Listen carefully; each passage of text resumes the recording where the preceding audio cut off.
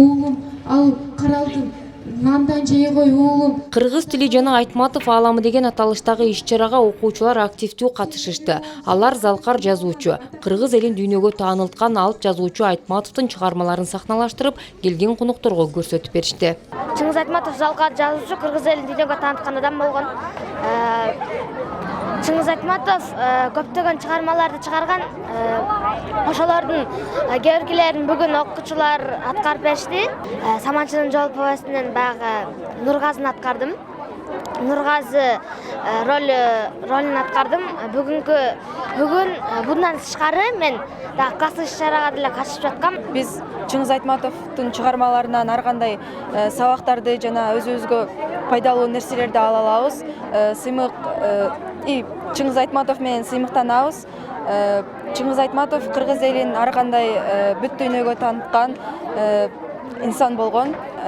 Чыгармалары абдан жакшы. Биз бүгүн ошол Чыңгыз Айтматовдун 95 жылдыгына карата иш-чара өткөздүк. Кылымдарды карыткан ата-бабалар аздектеп муунга өткөрүп келген кыргыз тили улуу тилдердин катарында. Улуттун улуулугун, барктуулугун даңазалаган мамлекеттик тилге дагы өзгөчө басым жасалды.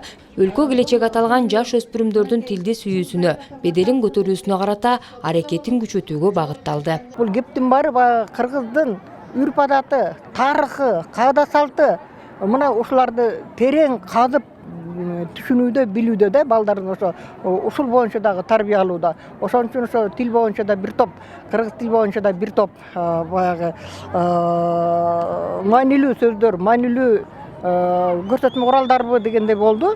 Эми Чыңгызды айтсак, бул алып таланты менен ааламды багындырган биздин Дарканой даанышман сөзү менен дүйнө адабиятынын кеңишине айланган биздин Чыңгызыбыз, кыргыздын жылдызы. Иш-чаранын жүрүшүндө кыргыз тилине салым кошуп, талбай иштеп келе жаткан айрым мугалимдерге төш белгилер дагы тапшырылды.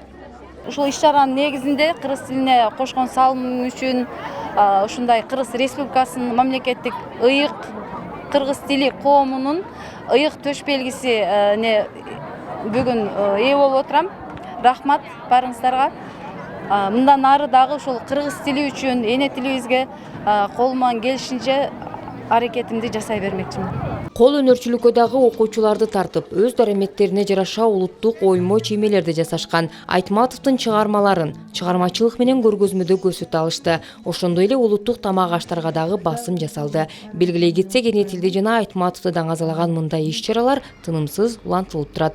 Нара Жапарова, Жанзак Нурдавлет уулу, Жалал Абад шаары.